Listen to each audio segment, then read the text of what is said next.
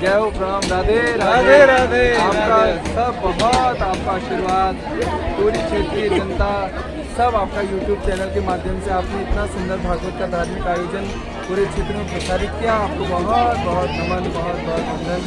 भगवान आपको बहुत अच्छी शक्ति दे। आप समाज में एक नई ऊर्जा के संग अच्छे कामों को आप दिखाते रहें, करवाते रहें, करते रहें। यही आपको नमन, बहुत बहुत वंदन।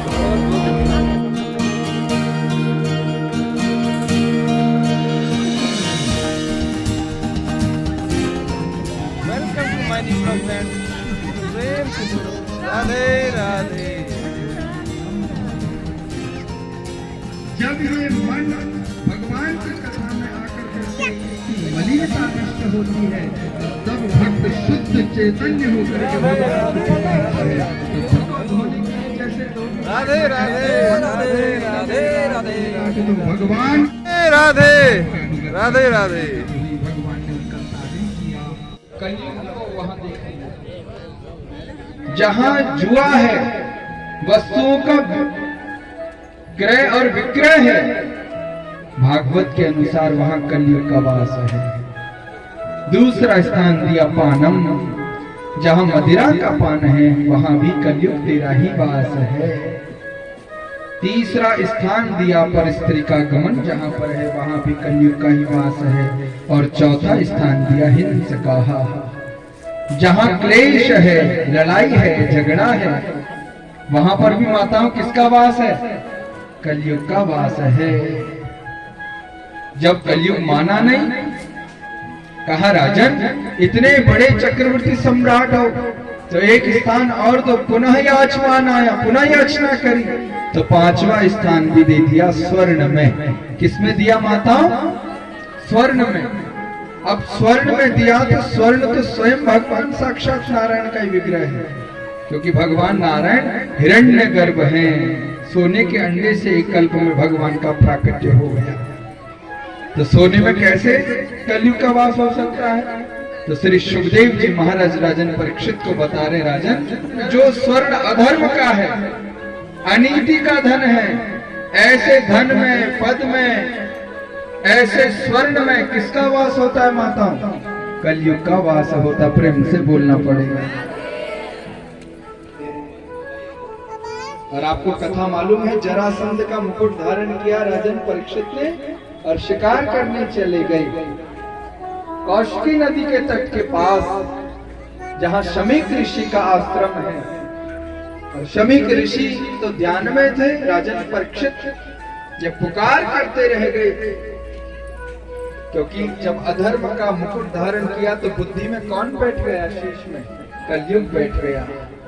राजन परीक्षित ने क्या किया कि धनुष की नोक से एक मरा हुआ तक्षक सर्प उठाया और शमीक ऋषि के गले में डाल दिया कि ब्राह्मण कैसा यति है, कैसा महात्मा है। चक्रवर्ती सम्राट पांडवों के पौत्र के रूप में मैं राजा परीक्षित यहाँ उपस्थित हुआ हूँ, मेरा आदर नहीं किया, सत्कार नहीं किया, और यहाँ पर आंख बंद करके ध्यान कर रहा है, ढोंग कर रहा है। तो जा, और तुरंत ही क्या डाल दिया? मरा हुआ सर्प डाल दिया। प्रेम से बोलना पड़ेगा। जब जीव की बुद्धि विपरीत होती है तो उसके कार्य भी उल्टे हो जाते हैं। इसलिए जीवन में गुरु और सत्संग, ये दो बातें ध्यान रखना। गुरु का अर्थ है अपने से कोई बड़ा, बड़े से अर्थ है कोई विचारवान व्यक्ति। जब भी आप कोई कार्य करते हैं तो अपने से किसी अनुभवी व्यक्ति के पास आप जाते हैं। क्यों? क्योंकि हमारा कार्य कोई गड़बड़ न हो जाए। प्रेम से बोलना पड़ेगा। इसलिए बिना विचार के जो कृत्य करता है, बिना विचारे जो करे सो पाछे पछताए। काम बिगाड़ो अपनो और जग में होत हसाए। श्रृंगी ऋषि नाम था। प्रेम से बोलना पड़ेगा। इसलिए शमीक ऋषि के पुत्र का नाम था श्रृंगी ऋषि, और श्रृंगी ऋषि कौशिकी नदी के जल पर क्रीड़ा कर रहे थे। और जब क्रीड़ा कर रहे थे माताओं, तो क्या हुआ? एक संत वहां गए और कहा, अरे श्रृंगी, अरे श्रृंगी, तू यहाँ क्रीड़ा कर रहा है, तुझे मालूम नहीं कि तेरे पिता के गले में चक्रवर्ती सम्राट राजा परीक्षित ने मरा सर्प डाल दिया है, धन के पद में चूर हो गया, तो जा, मैं तुझे श्राप देता हूं, तूने मेरे पिता के गले में जो मरा सर्प डाला है वही तक्षक बन कर करके तुझे ठीक 7वें दिन तेरा काल बनेगा। ये श्राप दे दिया था। कौन सा महल, कौन सा रत्न, कौन सा आभूषण और कौन सा सुंदर वस्त्र मेरी रक्षा कर सकता है? तक्षक मुझे दंश करने वाला है। कौन सी कोठरी में मैं बंद हो जाऊं जहां तक्षक ना पाए?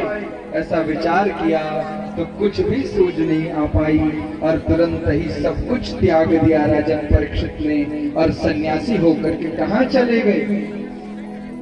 गंगा के तट पर। प्रेम से बोलना पड़ेगा। तो गंगा के तट पर पहुंचे और वहां पर विचार करने लगे, जय जयकार करने लगे कि कोई गुरु रूप में प्राप्त हो जाएगा। तो गुरु के रूप में वहां पर श्री सुखदेव जी महाराज का प्राकट्य हुआ। बोलिए सुखदेव भगवान की। तो श्री सुखदेव जी महाराज ने कहा, राजन परीक्षित, अंत काल में भगवान का स्मरण करना चाहिए। जिसकी जीवा कभी भगवान का नाम नहीं लेती वह जीवा तो अपवित्र है। जिसका ये मस्तक भगवान के श्री चरणों में, श्री विग्रह में नहीं झुकता। किसने बात बताई थी? यमराज ने अपने पार्षदों से बात बताई थी, क्योंकि अजामिल ने अपने पुत्र का नाम नारायण रखा था। और जब यमराज के दूत जब लेने के लिए आए, तो यमराज के दूत जब माताओं लेने के लिए आए तो क्या किया? इसने अपने पुत्र को पुकारा। इसने अपने पुत्र का नाम क्या रखा था आप जानते हैं? नारायण रखा था। प्रेम से बोलना पड़ेगा। और जब नारायण नारायण नारायण कहकर के पुकारा तो पुत्र नारायण तो आया नहीं रक्षा के लिए, साक्षात वैकुंठ से नारायण के पार्षद रक्षा के लिए आ गए। और जब रक्षा हुई तो तुरंत भगवान का भक्त हो गया। और ऐसा भक्त हुआ अजामिल। और माताओं, जो भगवान का भक्त बन जाता है फिर उसको कभी कोई विपत्ति नहीं आती। क्यों? दुख तो आते हैं लेकिन विपत्ति नहीं आती। क्यों? क्योंकि उसके दुख में सहायक भगवान स्वयं हो जाते हैं। और जिसके दुख में स्वयं भगवान सहायक हो जाए तो उसको अवलंबन मिल जाता है, सहारा मिल जाता है। इस लामा चौड़ में मुझे लगता है कि प्रथम बार भागवत की कथा हुई है। पहली बार हुई है ना? तो भगवान से मेरी प्रार्थना है, ये क्षेत्र पूरा इतना पवित्र हो गया है आप सबके सहयोग से, आप सबके सानिध्य से। क्योंकि कोई भी कार्यक्रम, मैं 33वीं कथा ये आपके सामने बिना अंजलि के रूप में प्रस्तुत कर रहा हूँ। इससे पूर्व इतना रस, इतना आनंद, क्योंकि हम जहाँ कहीं भी भगवान की कथा को गाते हैं, सुनाते हैं, पूर्ण तन्मयता से ही गाते हैं, सुनाते। कथा तो वही है, ध्रुव जी भी वही है, प्रहलाद भी वही है, लेकिन आप सबका सानिध्य, उत्सुकता इतनी श्रेष्ठ थी कि मेरे मन में और रसता का भाव प्रकट हो गया। और कथा दिन दुनी रात चौगुनी के रूप से उत्तरोत्तर सुख और आनंद की प्रणेता हो गई। और देखिए कितना सुंदर हमने होली का उत्सव मनाया। इतनी कथाएं मैंने कह दी तो मुझे ऐसा लगा कि प्रथम बार ही इतनी होली में इतना आनंद आया। आप सभी को, समस्त क्षेत्रवासियों को करबद्ध करते हुए व्यास पीठ से और माताओं को प्रमुखता से मैं बहुत बहुत प्रणाम कर रहा हूँ। आप सबको बहुत नमन कर रहा हूँ कि आप सबका स्वास्थ्य अच्छा रहे, सुखी रहे आप सब, और भगवान की कथा को ऐसे सुनते रहे कि आपकी इतनी अपार संख्या को देख करके मेरा मन गदगद हो रहा है। मेरा आपकी कृपा से सब काम हो रहा है। मेरा आपकी कृपा से सब काम हो रहा है। करते हो तुम कन्हैया, मेरा नाम हो रहा है। मेरा आपकी कृपा से सब काम हो रहा है। बटवारी के बिना ही मेरी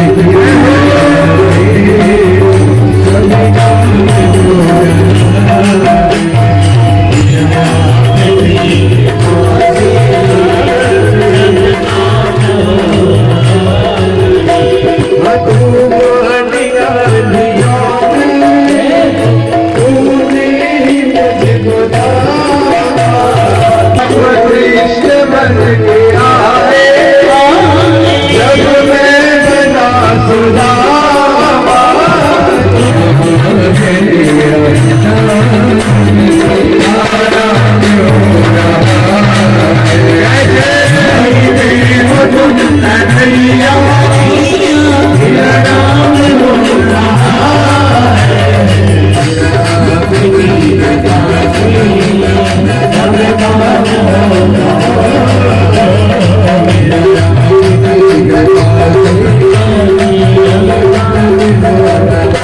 अगर हम वृंदावन में होते तो क्या करते? हमारो धन राधा श्री राधा श्री राधा, हमारो धन राधा श्री राधा श्री राधा, जीवन धन राधा राधा राधा राधा राधा, जीवन धन राधा राधा राधा राधा, हमारो धन राधा श्री राधा श्री राधा, हमारो धन राधा श्री राधा श्री राधा। जय राधे राधे राधे राधे राधे राधे राधे राधे राधे राधे